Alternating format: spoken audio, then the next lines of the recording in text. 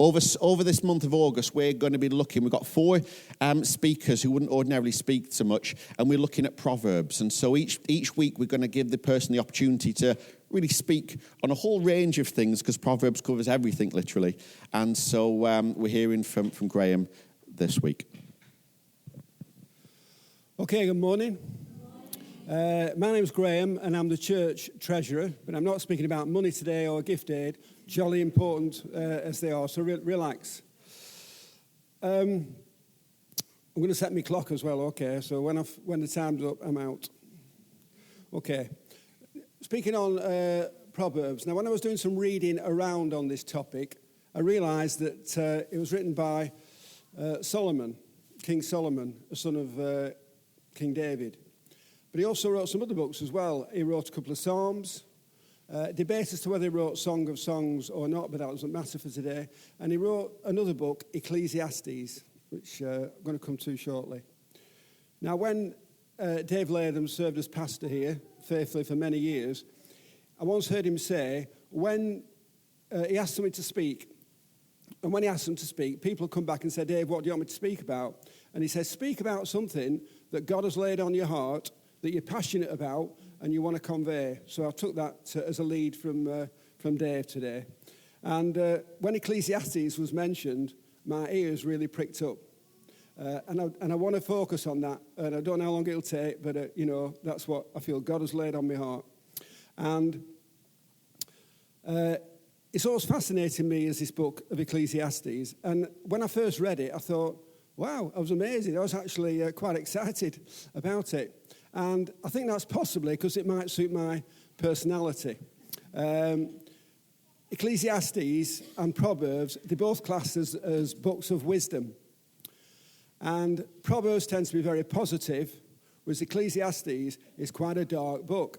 It's very dark in some places.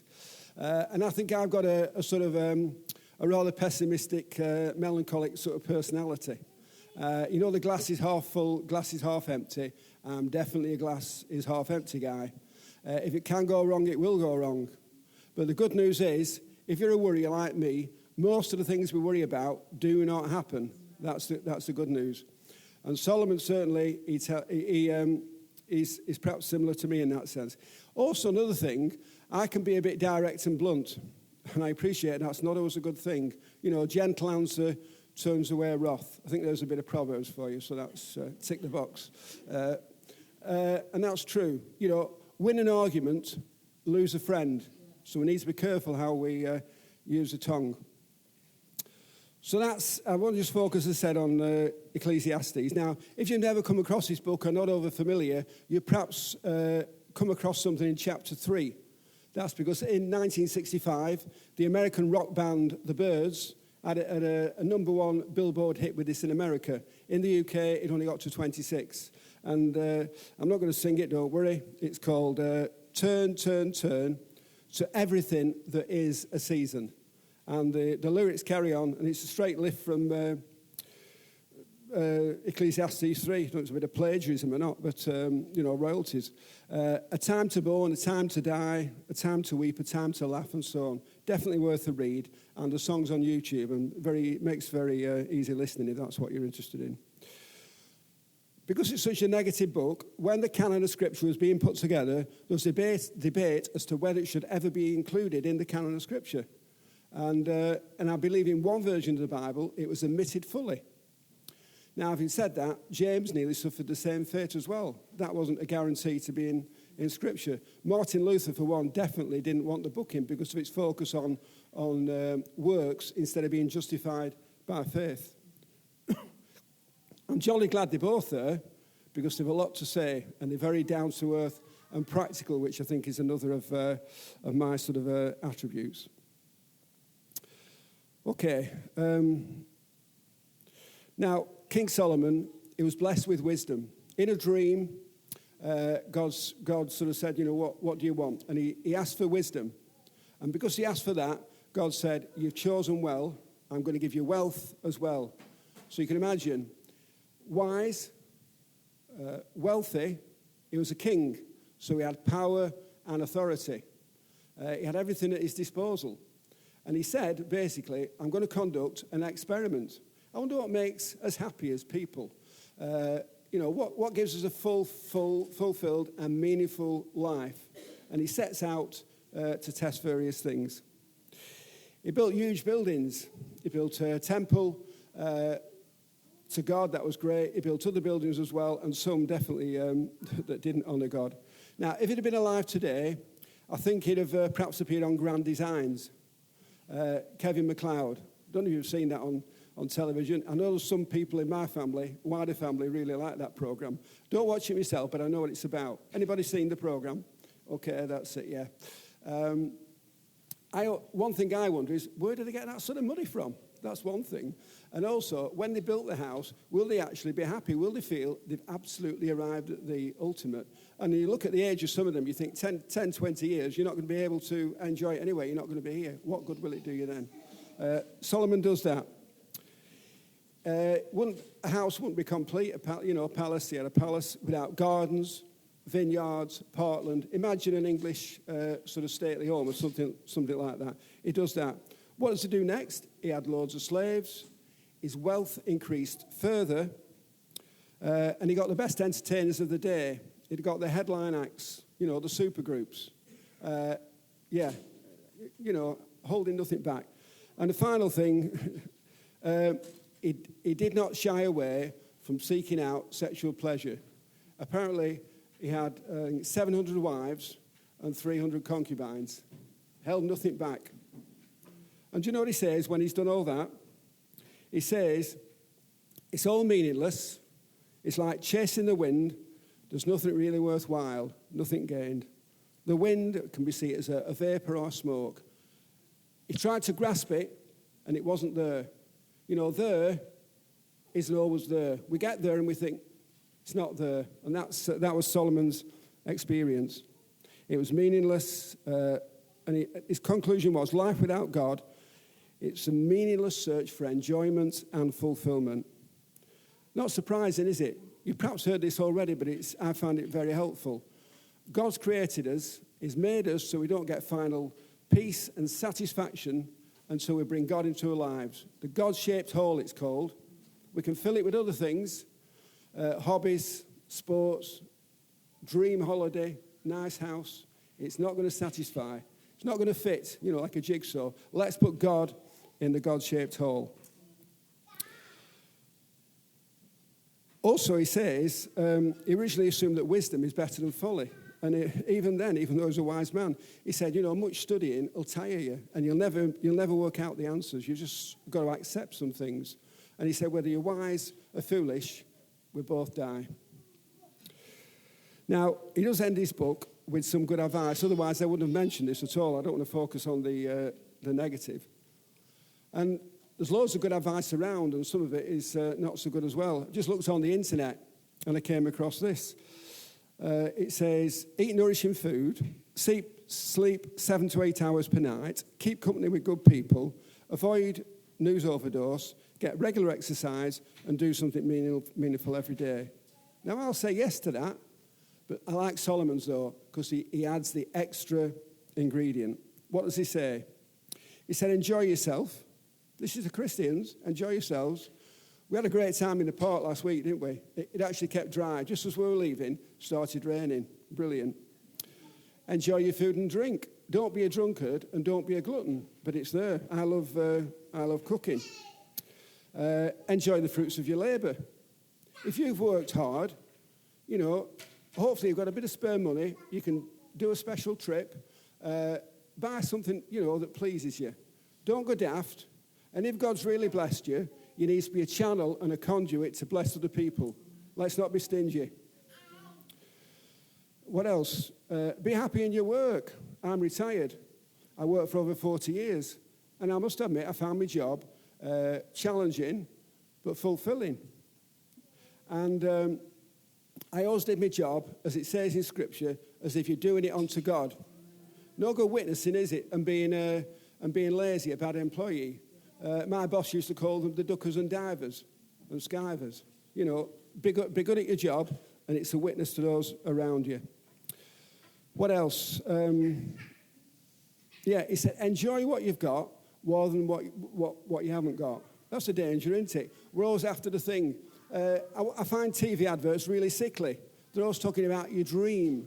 You know, you get letters through the post. Get your loan and start your dream. It's rubbish. It won't be there when you get there. And you'll just have a ridiculous interest rate, particularly at the moment. Enjoy dressing up. He says, put a bit of smelly on, cologne, you know. Don't go over the top. We don't want to offend people. So some great advice, and I'll buy into that. Young people, it picks out, particularly in Ecclesiastes 11. He said, you who are young, make the most of your youth. Relish your youthful vigor. I'm 69, and I'll tell you what, it'll go. Your energy, you know, it starts to slowly drift away. I used to have a good head of hair. It's disappearing, but it's coming out my nose and my ears. This was a former British Prime Minister. I've mentioned this downstairs, but it's funny. To my deafness I'm accustomed, to my dentures I'm resigned. I can manage my bifocals, but oh, how I miss my mind. Make the most of your youth.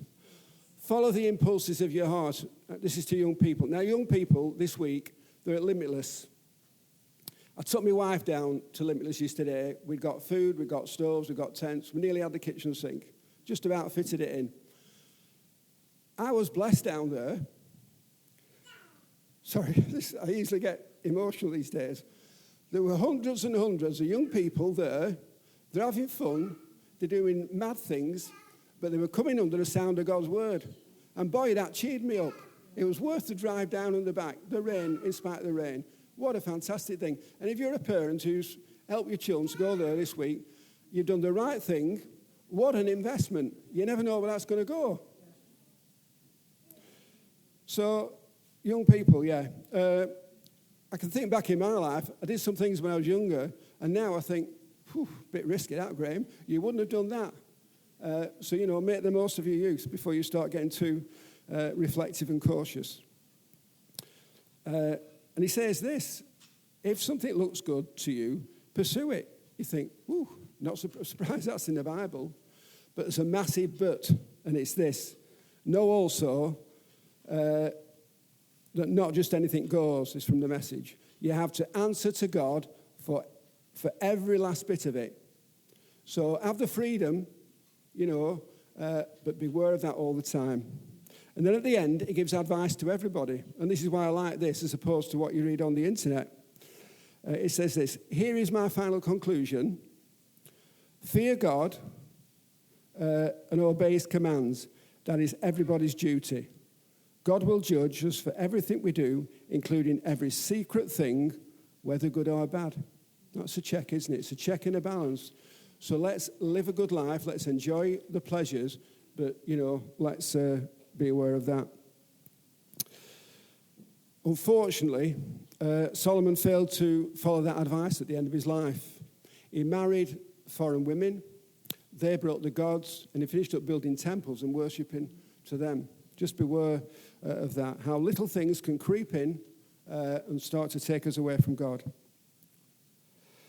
Also, he lived in great splendor, and he met with the royalty. He had the A-listers of the day. He spent vast amounts of money on himself at the expense of his people, who were basically in slavery. A modern-day dictator. A term is kleptocrat, stealing from people for his own benefit. Who says the Bible isn't up to date? Now, to his advice, I'd give one further thing, and it's this. If you're a Christian, be zealous in your faith. Live it with passion and hunger. Do we believe we've got a creator God? I can't get over creation. We've got down to, at one time we were at the electrons. We're now down at quarks and hadrons.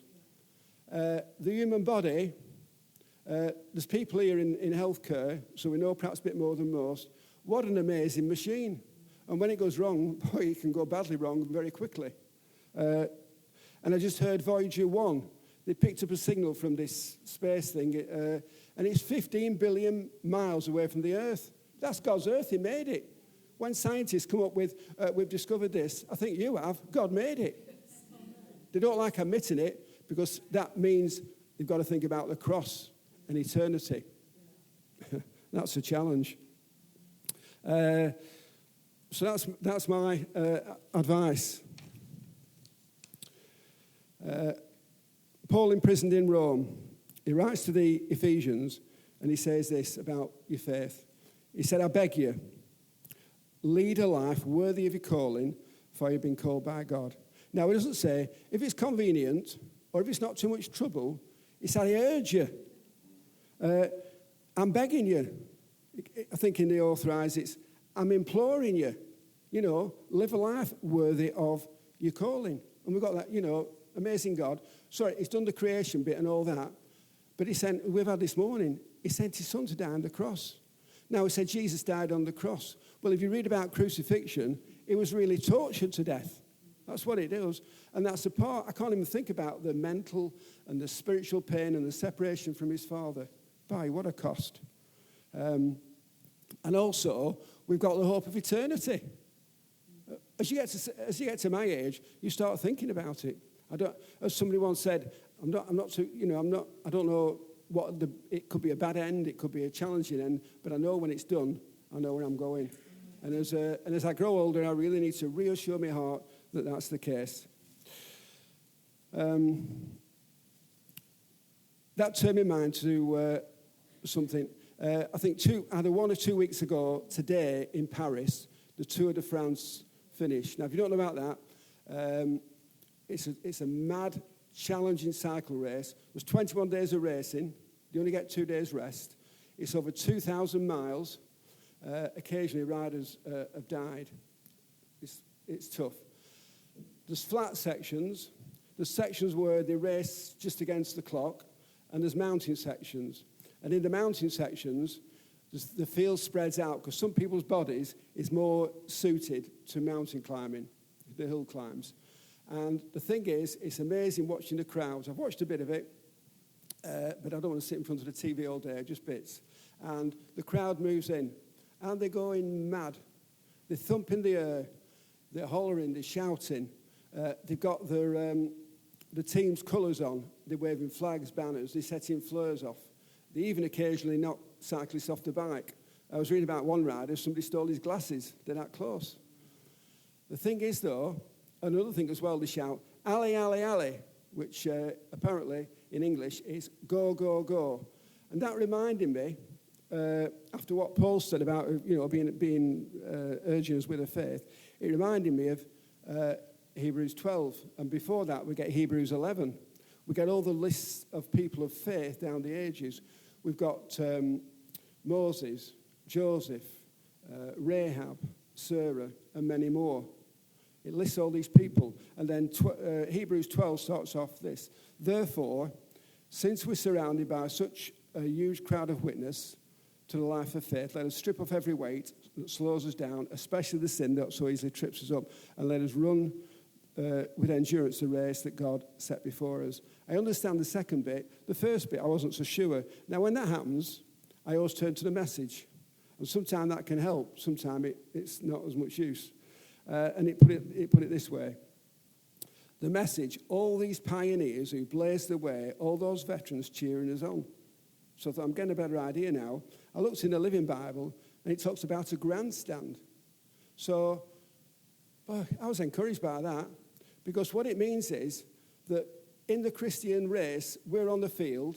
The people, the veterans, they've done it. They're not on the field anymore, but they're in the stands cheering us on. I couldn't get over that.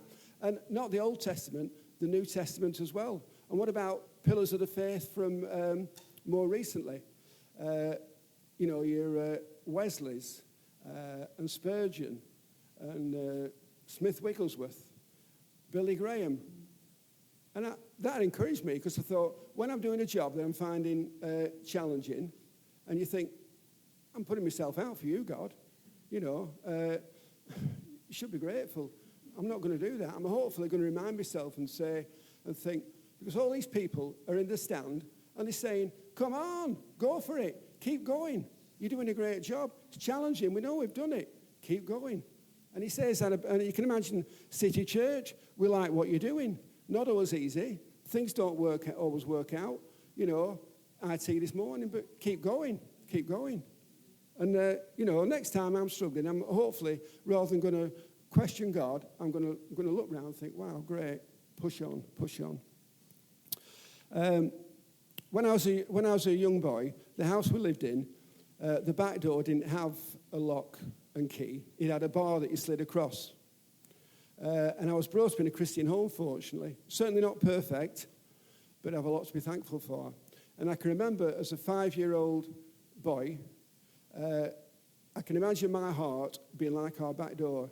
And I slid the bar across, and I opened the door on me, imaginary door on my heart. And I said, Jesus, come in. In fact, I did it a few times. I wanted to be absolutely sure. And as I grew up, I enjoyed church. Unheard of today. We used to go 3 times on a Sunday. Sometimes. We'd always go twice. And I enjoyed it. Tuesday was children's meeting, quizzes, stories. Thursday, boys' class, snooker, table tennis, and an epilogue. That was important.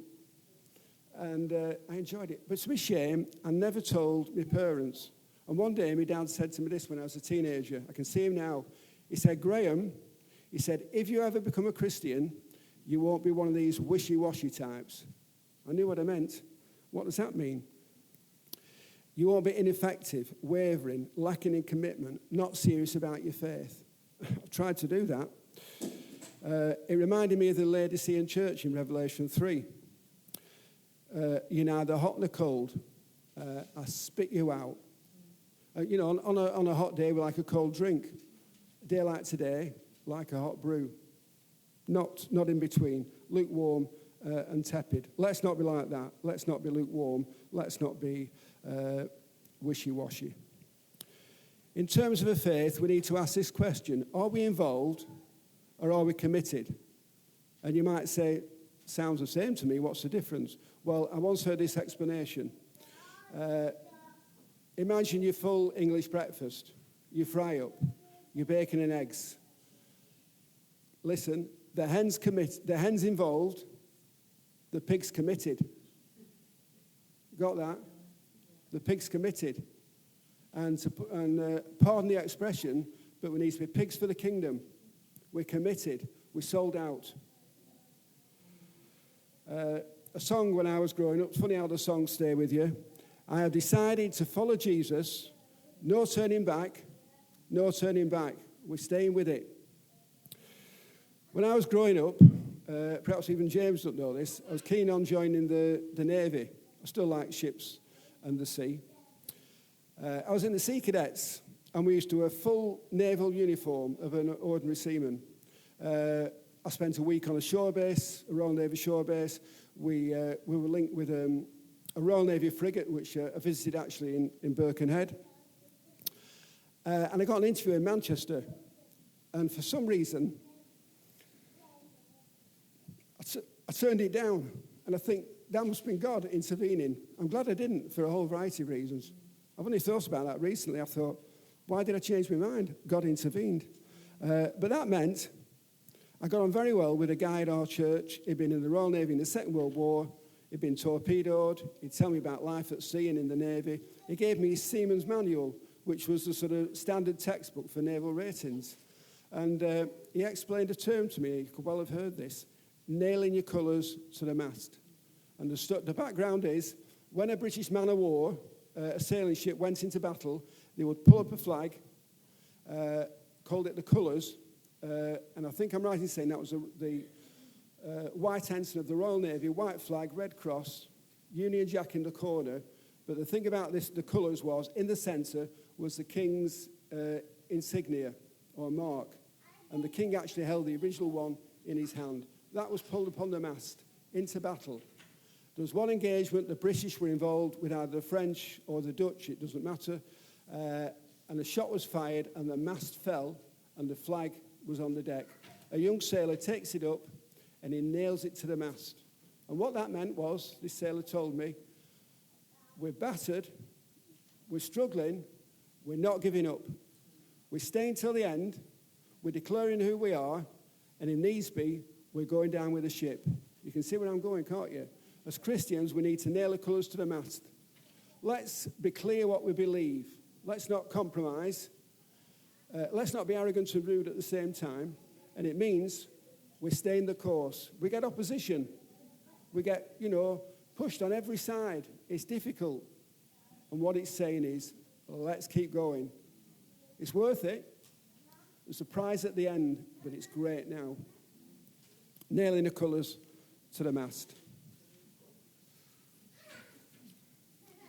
How do I maintain a passion? Well, I must admit, I do like the hymns of Charles Wesley, and I love this one.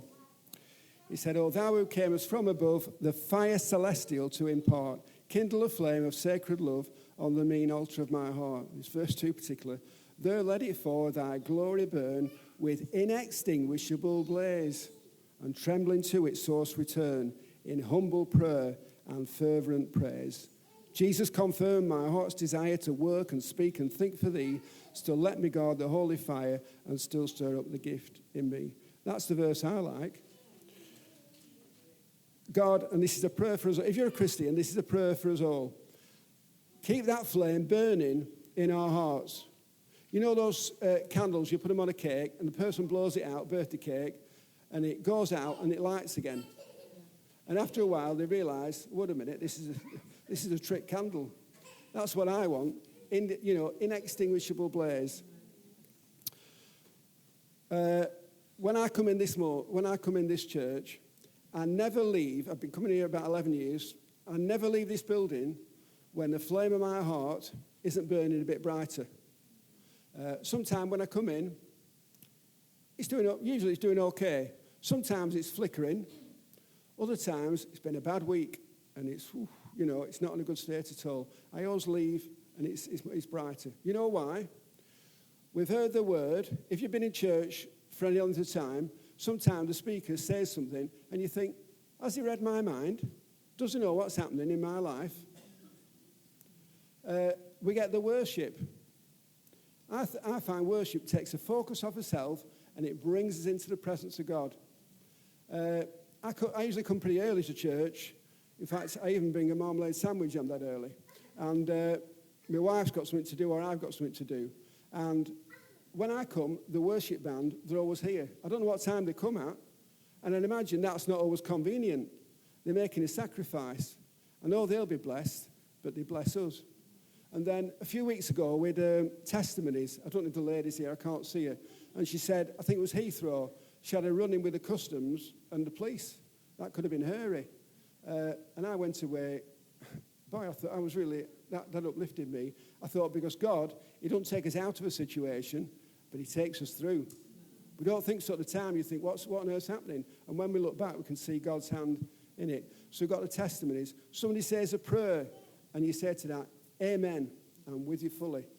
And then somebody brings a word, and you think, oh, that is relevant. That is relevant. It may not be for me, but I can see the wisdom in that. That's why we come.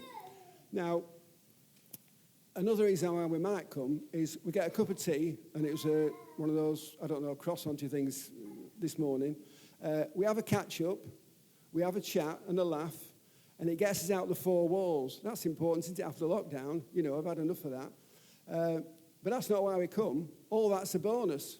We can get that in a sports club or some other group. Tells us in Hebrews 10:25, let us not neglect meeting together as some people do. Why? Well, it says, but encourage one another. That's why we come. It's great, isn't it, to shake somebody's hands, look them in the eye, give them a hug if you're that sort of person, not compulsory. You listen to their problems, you encourage them. It's a two-way process. They need to listen to you as well. That's why we come, encouraging and building one another up. Somebody said recently, some people at their church have told them, after lockdown, they're not coming to church anymore because they're doing sofa church, which means Sunday morning, you switch your television on, you watch worship, and then you choose a sermon that you fancy. Well, if you've got limited mobility or you're ill or whatever, that sounds okay. But it's not the real deal, is it? We need to be here in presence. Here in presence. And if I'm being really honest, I can be a bit selfish, can't it? Because as a treasurer, I think, are they putting money in the offering? That's one thing. But also, it's about give and take, isn't it? Church has got to meet my needs, but I need to input as well. I like the JFK statement. I mentioned at Dave Jones's funeral. Ask not what America can do for you, but what you can do for America. For us, ask not what your church can do for you, but what you can do for your church. Okay, so for church. Now, we all know if you take a stick out the fire, it goes out. You put it back in, it burns brightly, but also it supports the other sticks. That's great, isn't it? Beautiful picture of church, that, isn't it? We come here, we burn bright ourselves, and we support and lift each other up. I think that's a great picture of church. Okay, now, you can see, don't worry, I'm not going to get onto Proverbs. I might get in trouble, but and that leaves more scope for other people. I just want to finish by saying, because I noticed the time's up, 30 minutes, that'll do. Let's enjoy your life, but let's fear God, and let's be zealous in the faith, because we know it's for Him, and it's worth it. Thank you.